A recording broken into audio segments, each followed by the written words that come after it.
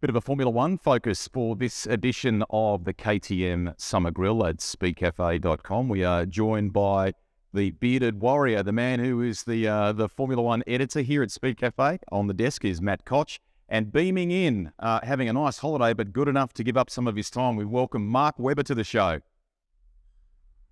How are you guys? Nice to see you, mate. Can we please reflect on the 2022 season? New aero rules, second championship for Max Verstappen, first constructors title for your good friends at Red Bull since you were there with the team. Mark, what are your reflections? What a year! Yeah, I think that so the new regulations were looking for a big, a bit of a change in the form card, if you like, and they got that. Obviously, with Mercedes missing the target, pretty spectacularly at the start of the season. So that opened up a great opportunity for Red Bull to really be in control once they got on top of the reliability. Obviously, they had a few flaky moments in the first 3 or 4 races.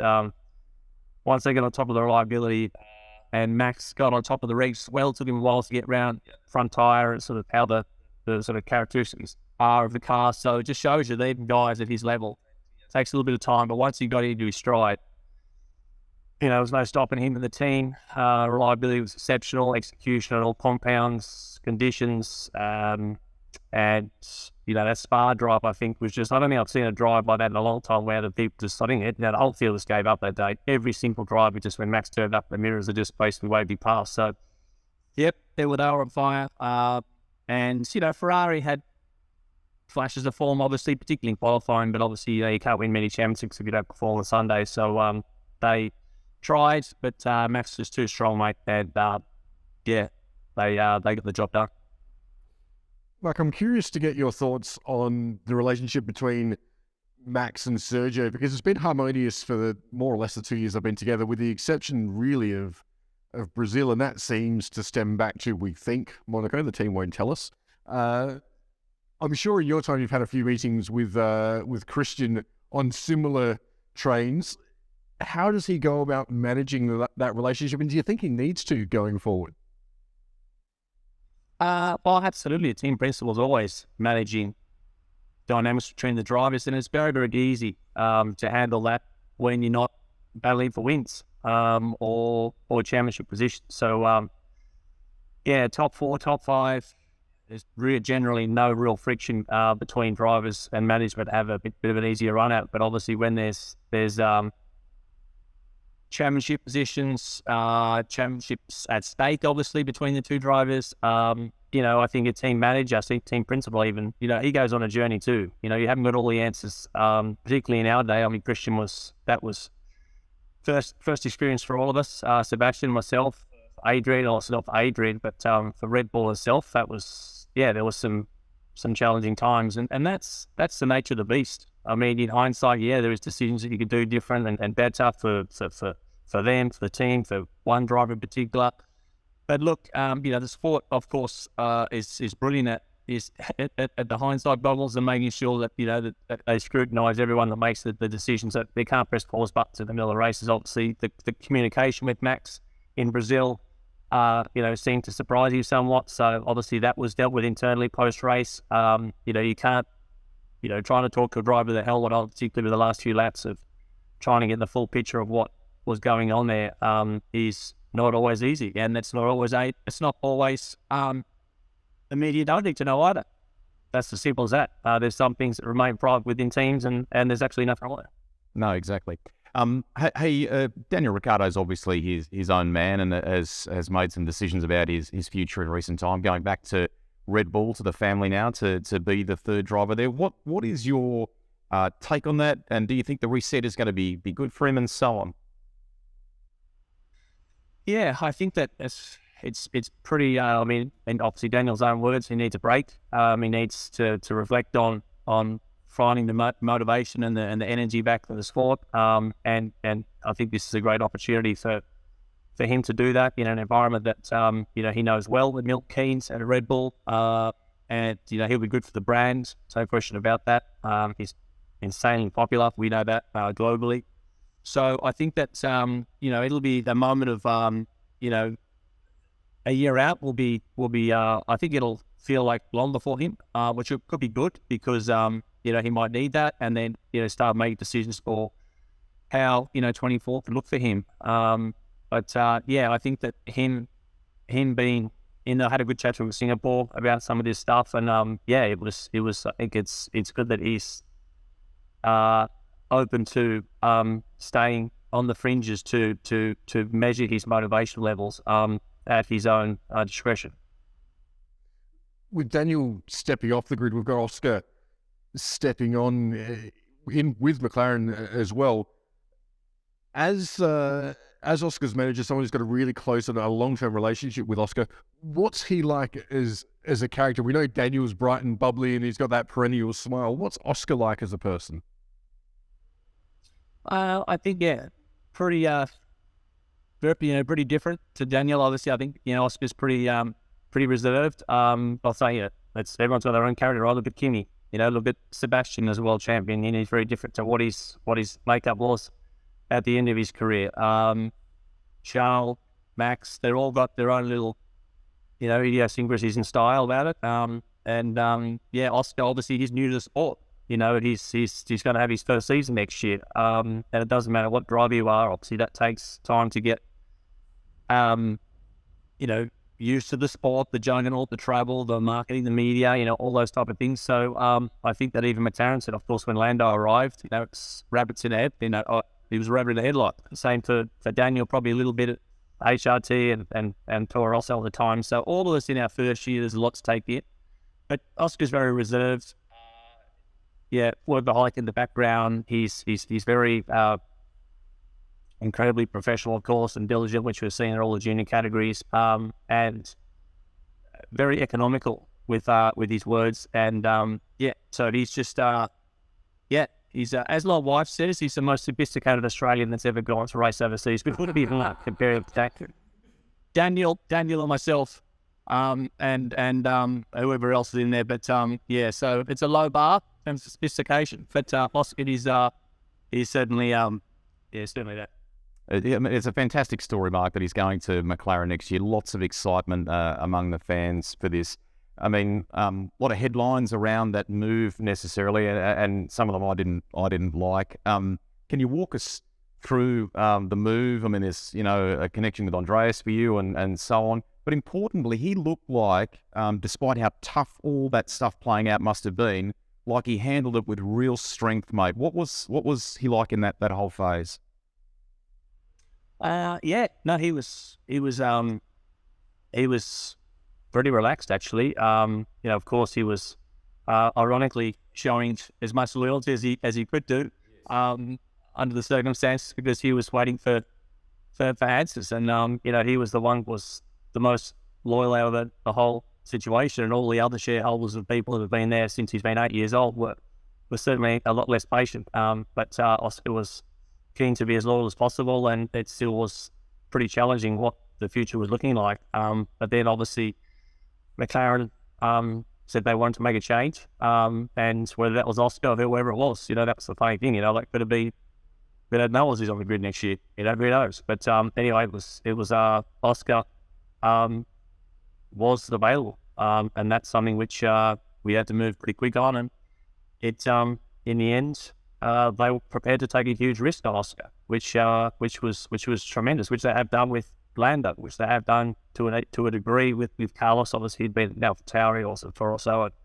and obviously Lewis under Ron Dennis. That was not under McLaren or Mercedes at the time.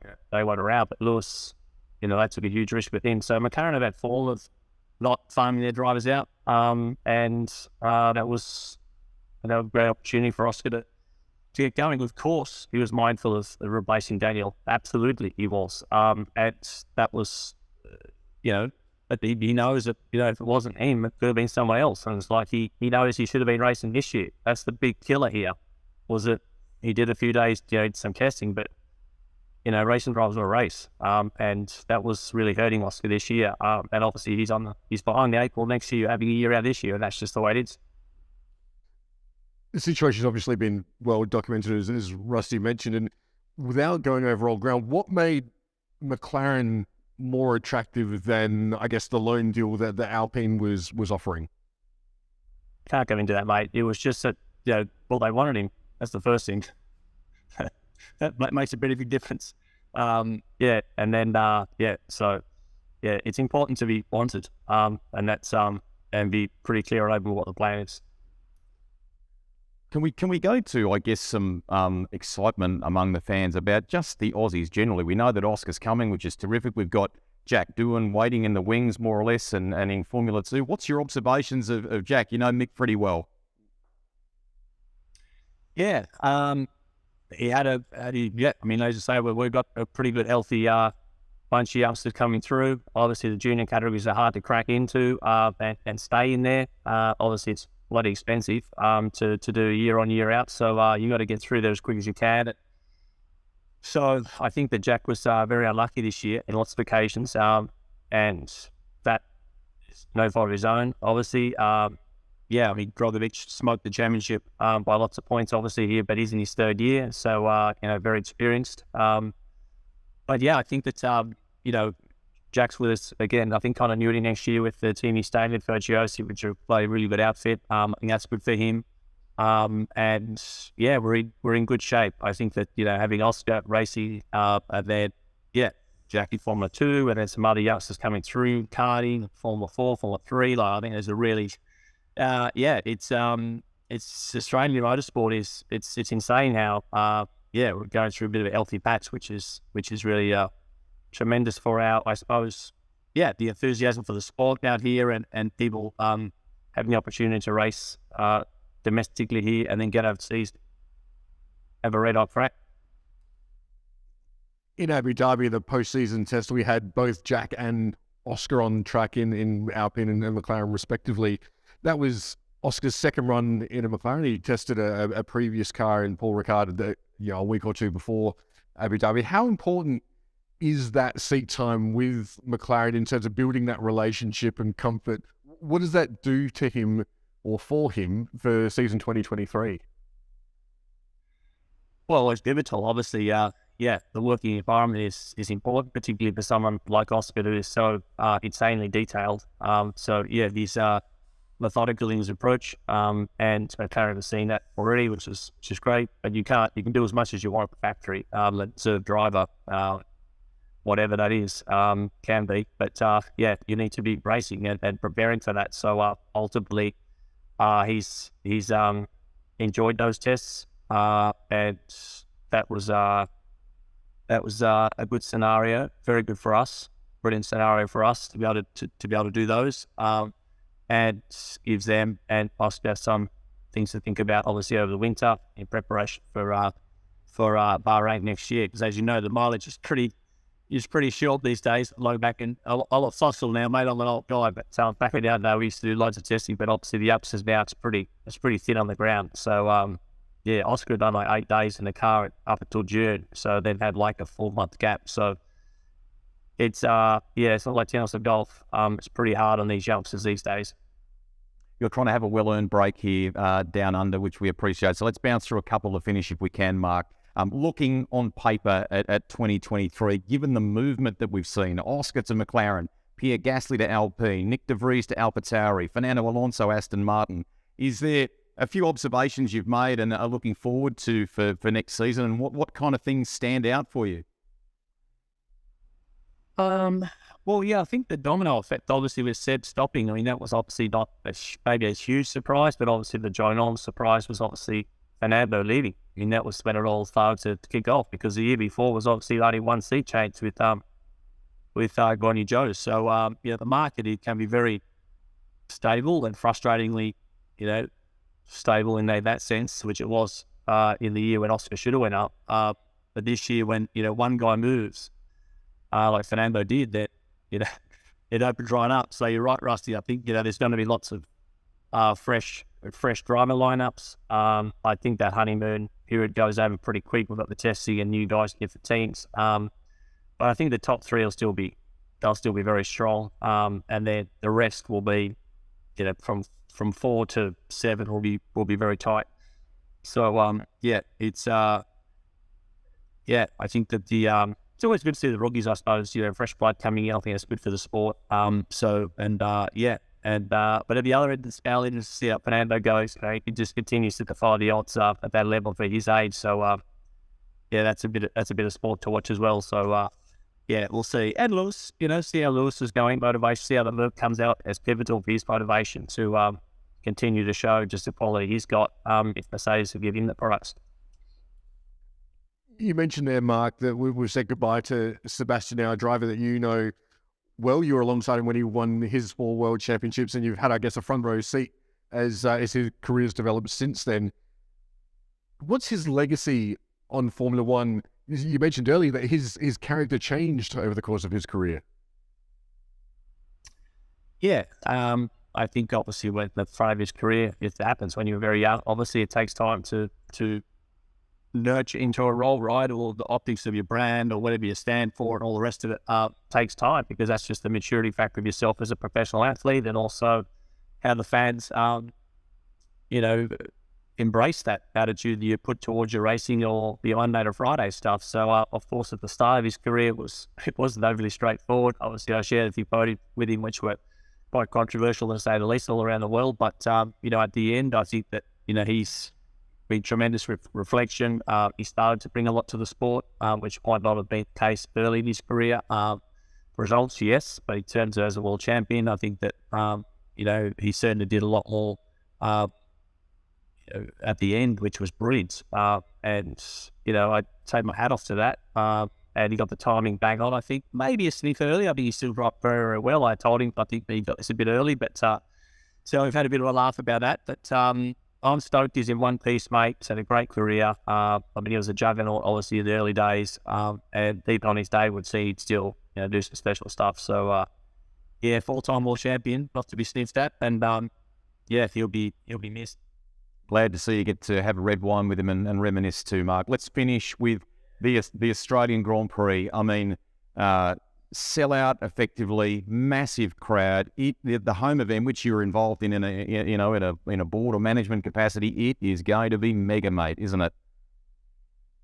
Yeah, I mean, ticket sales are just absolutely bonkers, which is awesome. And I think that off the back of the break last year, having the event not on for a few years, obviously the heat was on, the pressure to actually, show that we can still do it. There was a bit of rust, but obviously in general, that wasn't seen too much. Obviously it was hard on everyone pulling it off to the levels of professionalism, perfection that we're used to at Albert Park, certainly the top 3 events in the world.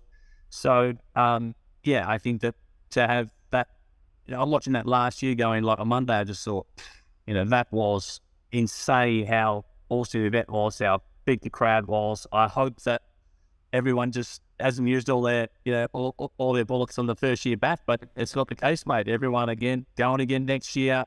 Awesome grandstands, GA, corporate, phenomenal. So, and obviously, Jack, in Formula 2 racing, so that's pretty cool. Having the other European junior categories coming down.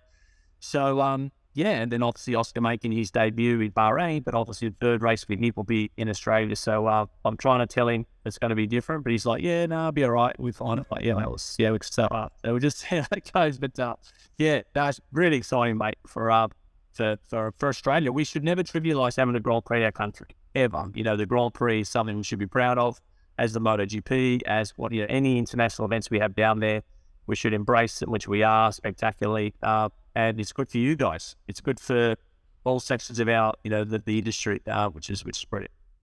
Fabulous words to finish on, mate. Get out there and enjoy that Aussie sun and surf. We hope you and Anne have a terrific festive season, and most importantly, that Oscar has a great year in 2023. Thank you so much for talking to us. No worries, guys. All the best, and thanks for KTM again, support you guys. So, good shout. Well done. There you go. Mark Webber, awesome to have him on the KTM Summer Grill at speedcafe.com. Make sure you tune in tomorrow to see who our next guest is. As a part of this year's Summer Grill, our great partner in KTM each week has a special prize pack to give away, which includes a stool, a stubby holder, and a KTM hat. Very cool additions for your man cave, your garage, or just for around the barbecue. To enter, all you've got to do is head to speedcafe.com or click on the link description below and you could be in the running. And check out, of course, tomorrow's next edition of the KTM Summer Grill right here at speedcafe.com.